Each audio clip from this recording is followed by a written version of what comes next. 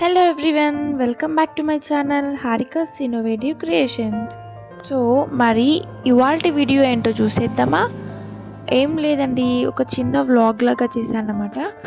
ఇవాళ మార్నింగ్ మార్కెట్కి వెళ్ళి కూరగాయలు అన్నీ తెచ్చేసుకున్నాం, ఒక 2 వీక్స్కి సరిపడ్డా.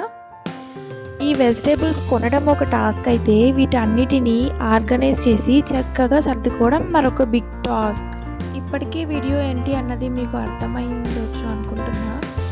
ఏం లేదండి, ఇక్కడ ఈ వెజిటేబుల్స్ అన్నీ కూడా నేను ఏ విధంగా ఆర్గనైజ్ చేశానో చూసేయండి.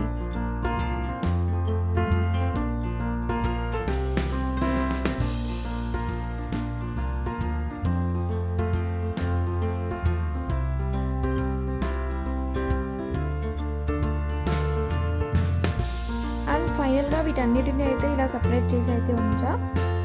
ఇలా సపరేట్ చేసిన తర్వాత వీటన్నిటిని స్టోర్ చేయాలి. సో అందుకని నేను కొన్ని కవర్స్ అనేటివి యూజ్ చేశాను అనమాట.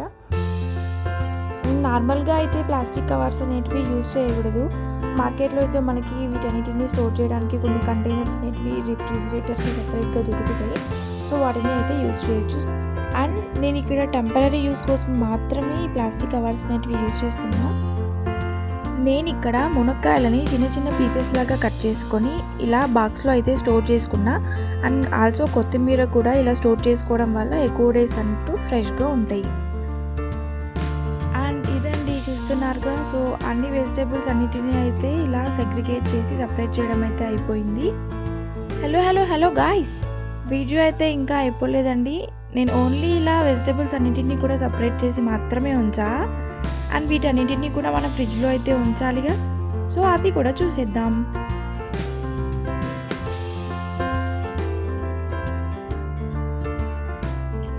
ఇక్కడ వీడియో లెంత్ అనేది కాస్త ఎక్కువ అవ్వడం వల్ల సో నేను దీన్ని కొంచెం ఫాస్ట్ మోడ్లో అయితే ఉంచా. చూసారుగా, ఇదే అండి ఇవాళ వీడియో. ఎలా ఉందో కమెంట్ చేయండి. ఇలాంటి మరికొన్ని మంచి వీడియోస్ కోసం అయితే నా ఛానల్ని సబ్స్క్రైబ్ చేయండి. And thanks for watching. Stay tuned. Bye bye.